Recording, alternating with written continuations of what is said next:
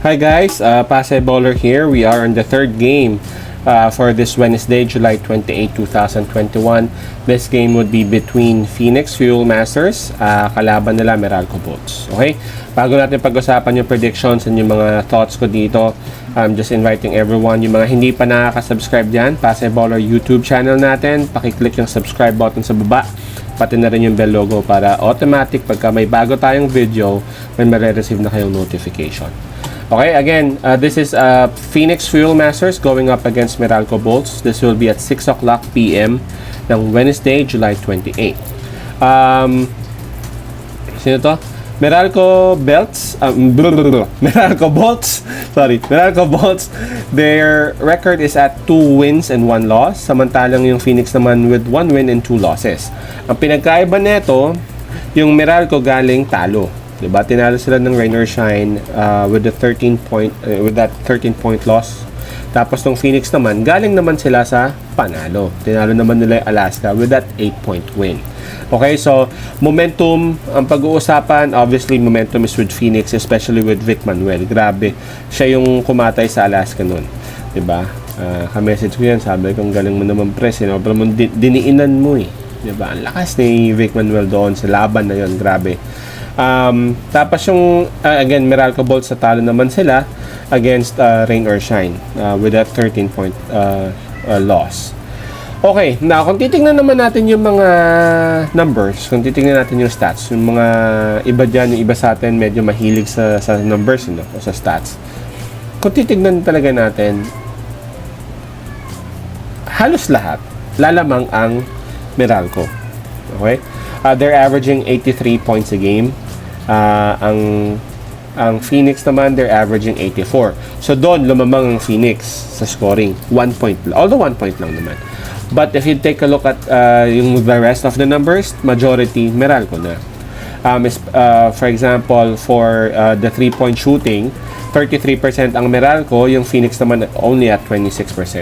Kung titignan naman natin ng 2-point scoring, 45 sa Meralco, 42 sa Phoenix.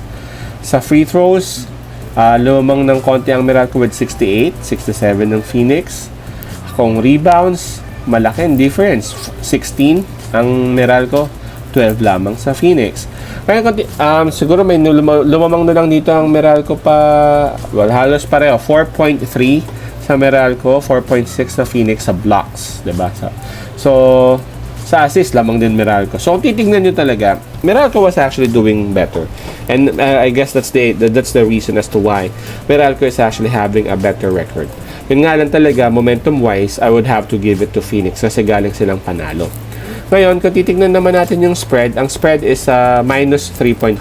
Binigay pa rin ng mga analysts yung mga gumagawa na mga spread ito sa Meralco Bolts ang pagkakalamang. Kasi, again, Meralco napakaganda talaga ng lineup ng Meralco. I mean, no disrespect sa Phoenix. Mahal na mahal ko yung Phoenix. Tropa yung sila Vic Manuel and all. But Meralco Bolts, again, honestly, na-surprise talaga ako nung natalo sila ng rain or shine. Especially ng double digits, diba? So, minus 3.5 for Meralco Bolts, plus 3.5 for Phoenix Fuel Masters. For me, this one would be easy.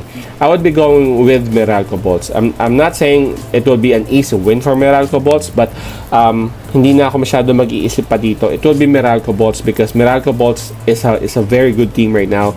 I'm not sure kung talagang mali lang sila ng gising against that rain or shine, or I really don't know what, but again, inisa-isa ko naman na yung mga numbers kanina, di ba? Meralco Bolts talaga, majority of the numbers or the stats, sila ang lamang. Record-wise, sila ang lamang. And I'm sure since galing sila sa pagkatalo, Coach Norman Black would really, do his best para makabawi dito sa game na to. Phoenix Fuel Masters, they have the momentum, I'm sure.